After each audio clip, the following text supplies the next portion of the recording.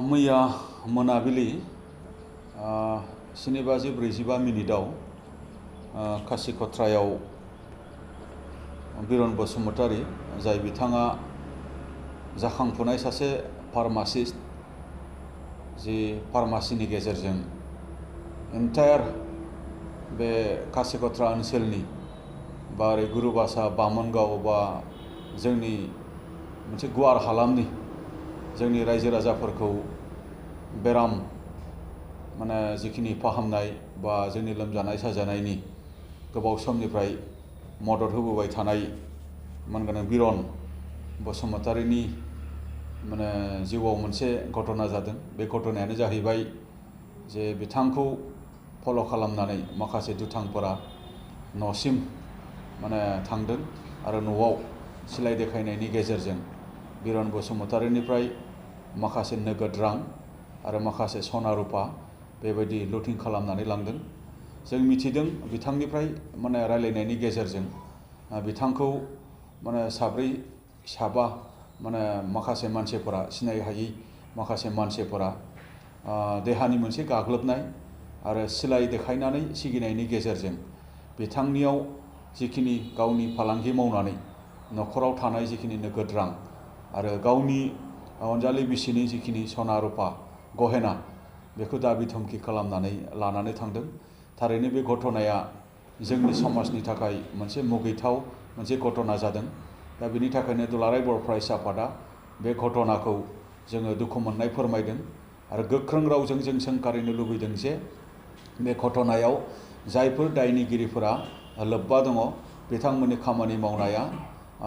सुबुं समाजनि मोनसे साबजाथाव आरो गनायथाव बेबायदि हाबाफारि जायाखै। बिथांमोननि खामानिया सुबुंथिखौ अपमान खालामनाय जादों, सुबुंखौ समाजखौ अपमान खालामनाय जादों। दा बेखायनो बिथांमोनखौ गोख्रों रावजों आङो सोंखारिनो लुबैदों जे बिथांमोना भबिष्यताव आरो बेबायदि कुनु न'खराव बा कुनु मानसिनियाव बेबायदि जाहाथे दुम दाखात बा बेबायदि मोनसे दाबि धमखि खालामनायनि गेजेरजों लुटिं बा दाखायत खालामनायनिफ्राय दायनिगिरि बिथांमोना गोजानाव थानांगौ। आङो बेखौ दिनै बिथांमोनखौ सोंखारिदों। लोगोसे प्रशासननिसिम दाबि दैखांनो लुबैदों जे बिरन बसुमतारीया दिनै जेबायदि मोनसे दाखायतनि मोनसे भिक्टिम जानो गोनां जाबाय। बिरन बसुमतारी आरो बिरन बसुमतारीनि न'खरनि सोद्रोमाफोरनि जिबन रैखाथिनि थाखाय बिरन बसुमतारीनो पुलिस बिफाना जेन सिकिउरिटि बेबायदि मोनसे नोजोराव दोननानै बा सिकिउरिटि मोनसे प्रभाइड खालामनायनि गेजेरजों बिथांनि जिउखौ रैखाथि गोनां खालामो बा बिथांनि फालांगिखौ रैखाथि गोनां खालामो। आङो बेखौ दिनै दाबि खालामदों। आरो बेफोरबायदि घटनाया दिनै चिराङाव मोनसेनि उनाव मोनसे जाबाय थादों। दा बेनि थाखायनो बिरन बसुमतारीनि जिखिनि दाखायत घटनायाव लोब्बा थानाय दायनिगिरि बिथांमोनखौ कट्टर मोनसे बेबस्थानि गेजेरजों गोख्रों मोनसे नायबिजिरनायनि गेजेरजों हाइ लेभेलनि मोनसे नायबिजिरनायनि गेजेरजों दायनिगिरिफोरखौ जेरैखि जाया हमनानै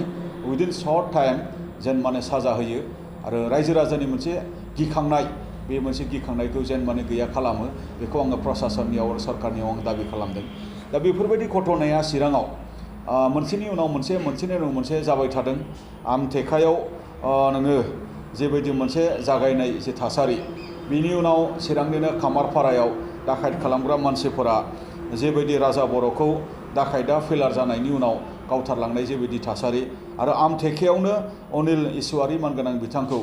गिदिरथार मोनसे हाथियार लानानै जेनाखि मोनसे दाखायत खालामनो फैग्रा बिथांमोना जे गावग्लुंलांनाय थासारि आरो बेफोरबायदि थासारिया जोंनि थाखाय मुगैथाव आरो बेफोरबायदि थासारिखौ कन्ट्रल खालामनांगौनि थाखाय स्ट्रं मोनसे प्रशासननिफ्राय बा गभर्नमेन्टनिफ्राय बा हम डिपार्टमेन्टनिफ्राय दिनै जानांगौ होननानै जोङो सानदों। नाथाय जों बुंसेयावबो जों खावलायसेयावबो दिनै जेबायदि मोनसे माने प्रिभेन्सन माने